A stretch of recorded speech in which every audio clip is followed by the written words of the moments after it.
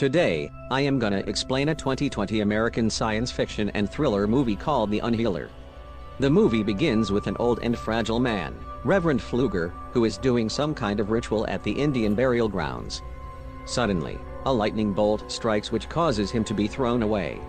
With a smile on his face, he then goes away, indicating that the ritual succeeds. Scene moves to a teen called Kelly, who suffers from an eating disorder called pica. He rather chooses to eat the styrofoam cup than the ramen inside. Shortly afterwards, his bully classmates, led by Nelson, confront him. They even call him a trash boy. Dominique comes to defend him. However, the boys ignore her and start cramming him into a trash bin while one of them records the action. After the boys run away, Dom offers him a ride to school with Sarah's car, but rejected by Sarah. Long story short, Kelly arrives at school while eating his styrofoam cup. At school, all of his friends are laughing at him because the video has spread among the students. After school, Kelly returns home and meets his mom, Bernice. While helping her, he picks up the receipt and eats it. On the other side, Dom's mom thinks she is falling in love with Nelson, but Dom denies it because it's impossible for her to have a crush on a bully. She is pissed when her mom also thinks that Kelly is a weird boy. Turns out that Dom has had feelings towards Kelly since junior high school. Scene moves to Red Elk, a Native American who just figures out that the hidden power kept in the burial site has been stolen. The eating disorder has brought a negative impact towards Kelly's body. He is weak and undernourished. The doctor cannot help him because he thinks it is a psychological issue. Pfluger finally appears again. This time he claims to have a superpower that can heal any illness. He manages to cure an old woman's disease just by touching her, which shocks all the people nearby. Bernice sees the miracle and asks for the old man's help to heal Kelly. He agrees to do so. Suddenly, Red Elk confronts Pfluger and slaps him, but the pain is transferred to him instead. The old man feels no pain at all. Red Elk then reveals that the healing power does not belong to him and it will destroy him eventually.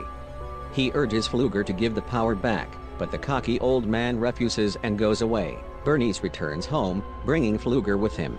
Kelly's condition is getting worse and he immediately starts the healing process, but it seems that the old man suddenly can feel Kelly's pain. Feeling uncomfortable, he takes a short break and consumes his magic powder. He then continues treating the poor young boy. However, Pfluger feels an excruciating pain when touching Kelly, causing the cigarette to fall down to Kelly's chest. He tries to resist the pain, but he suddenly falls and dies on the spot. A few moments later, Kelly magically becomes more energetic and says that he is hungry. Long story short, the police arrive and one of them, Adler, figures out that the burn hole in the chest caused by the cigarette earlier has vanished, which makes Kelly's mom confused. The next day, Kelly accidentally cuts his finger while fixing his bike, but a miracle happens as the wound magically disappears. He then tries to explain it to his mom, but she doesn't believe him. While on his way to school, Kelly meets Dom and Sarah, who are surprised to see him in better shape and more healthy than yesterday. After they leave, Reed, Nelson's brother, confronts Kelly and starts punching him, but the pain is transferred to Reed while Kelly feels no pain at all. He even attempts to hurt him with a block of wood, but fails. Realizing that he can't beat the new version of Kelly, Reed runs away with bruises all over his face. Later that night, Gus, Reed's father and football coach at their school, comes to confirm what happened to his son. Kelly states that Reed hurt himself. Gus doesn't believe him, but Bernice forces them to leave. Kelly finally reveals his pain transferring ability to his mom, saying that nobody will ever hurt them again. He even can withstand the cigarette lighter.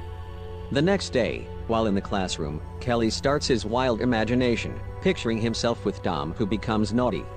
Sarah, who hates Kelly in the real world, also joins them.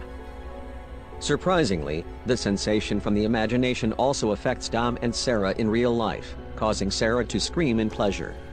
At a campfire event, the boys try to disturb and seduce Dom, but this time Kelly appears and defends her.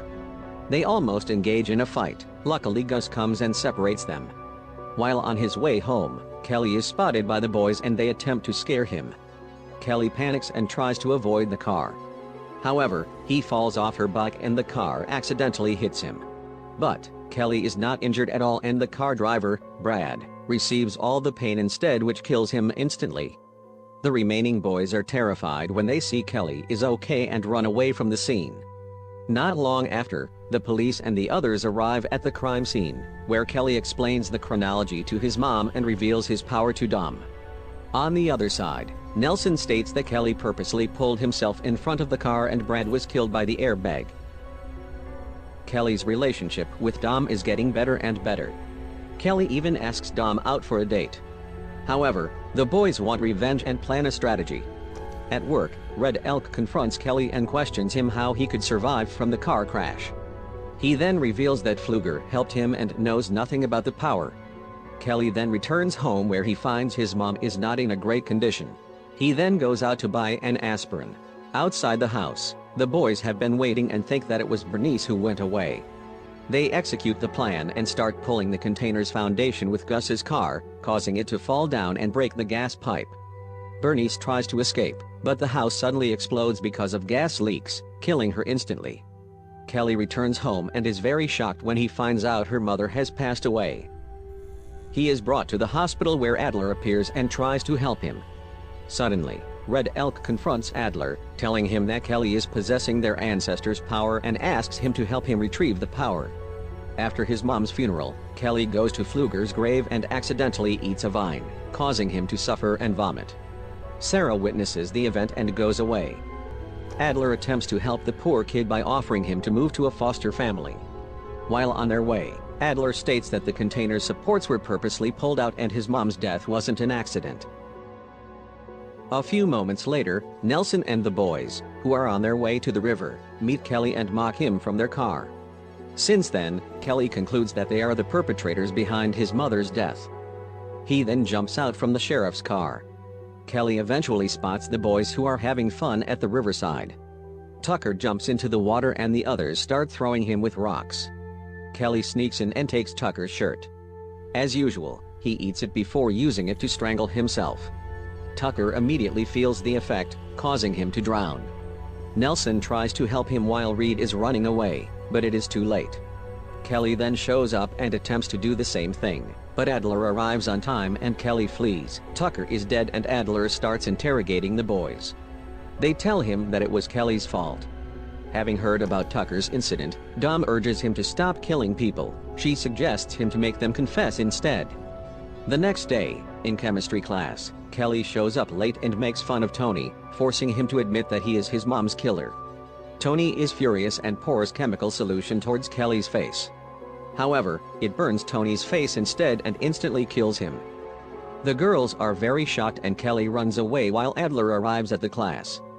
That night, Sarah approaches Nelson, telling him what she saw earlier at the funeral.